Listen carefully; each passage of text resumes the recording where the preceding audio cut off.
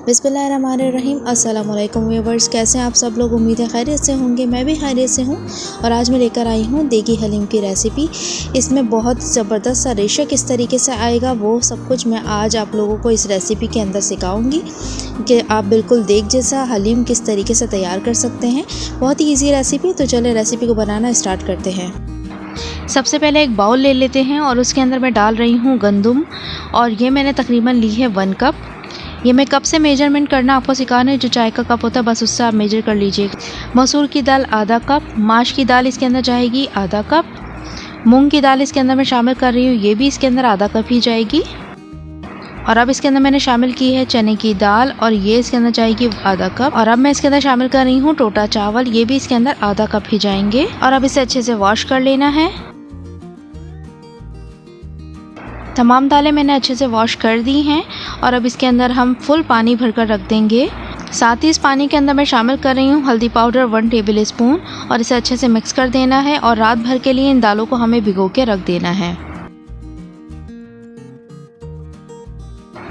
रात भर ये दालें भीगी रही थी और अब मैं आपको दिखा देती हूँ। ये देखें कितने आराम से ये इस तरीके से टूट रही हैं। बस अब इसे एक पतीले में डाल लेंगे और एक्स्ट्रा पानी भी इसके अंदर मज़ीद हम शामिल कर देंगे।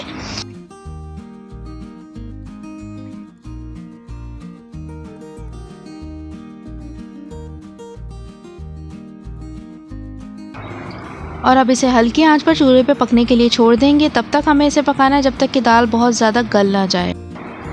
हलीम के अंदर जो कोरमा शामिल किया जाएगा वो तैयार कर लेते हैं। मैंने यहाँ पर लिया है आधा कप ऑयल और उसे मैंने गरम कर लिया, और उसके अंदर मैं डाल रही हूँ ये स्लाइस की हुई प्याज, और ये मैंने तकरीबन 4 अदद ली है, मीडियम साइज़ की प्याज है।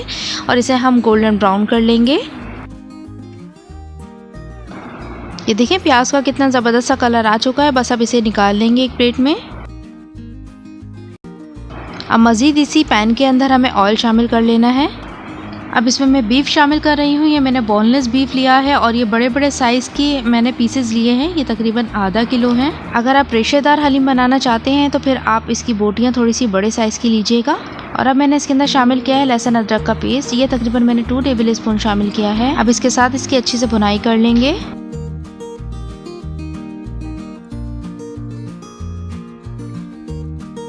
अब इसमें मसाले शामिल करना शुरू करेंगे। सबसे पहले मैं इसके अंदर डाल रही हूँ लाल मिर्च का पाउडर 1.5 टेबल स्पून, हल्दी पाउडर 1 टेबल स्पून, धनिया पाउडर 1 टेबल स्पून, नमक मैं यहाँ पर 2 टेबल स्पून डाल रही हूँ, मगर आप लाल मिर्च का पाउडर और नमक आप अपने टेस्ट के हिसाब से डाल लीजिएगा। गरम मसाला पाउडर 1 टीस्पून, कोरमा मसाला मैं डाल रही हूँ, आप किसी भी ब्रांड का ले लीजिएगा। मैंने यहाँ नेशनल का लिया है 2 टेबल स्पून। साथ ही मैंने इसके अंदर शामिल की है दही, और ये मैंने डाली है इसके अंदर 1 कप।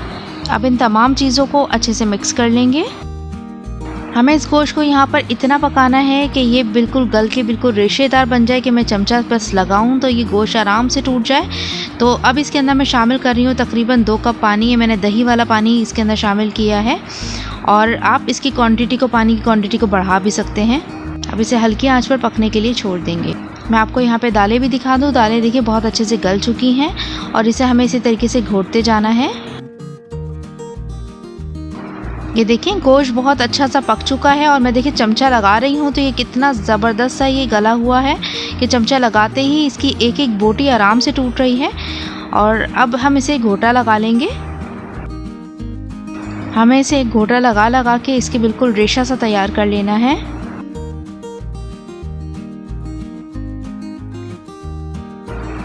ये देखिए रेशा मैंने तैयार कर लिया है, और अब इसके अंदर वो तमाम की तमाम दालें शामिल कर देंगे जो हमने पकने के लिए रखी हुई थी।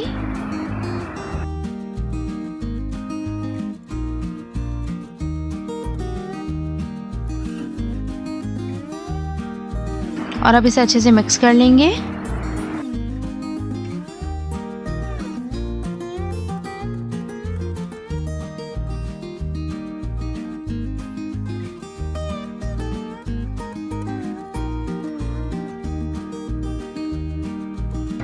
और अब मैं करूँगी यहाँ अपना काम थोड़ा आसान, और अब मैं डाल रही हूँ फूड प्रोसेसर के अंदर हलीम, और इसे हम अच्छे से ग्राइंड कर लेंगे। अगर आप घोटा लगाना चाह रहे हैं तो आप हलीम पे घोटा लगा लीजिए।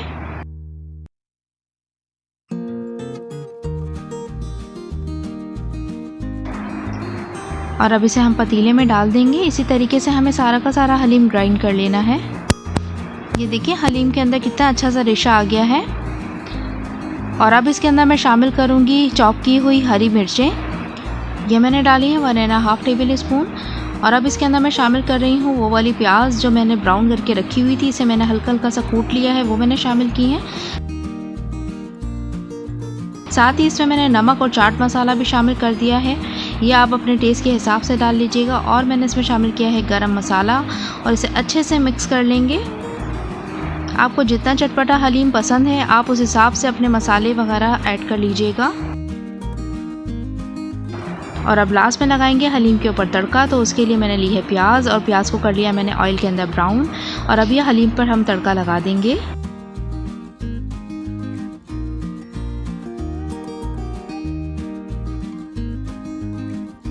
मज़ेदार सा बहुत ही यमी यमी सा हलीम हमारा तैयार हो चुका है। ये देखिए कितना रेशेदार ये हलीम बनकर तैयार हुआ है। यहाँ मैं आपको ये दिखा रही हूँ कि कितना रेशा इसका अच्छा सा बनके तैयार हुआ है। और अब इसे हम प्लेट में निकाल लेंगे।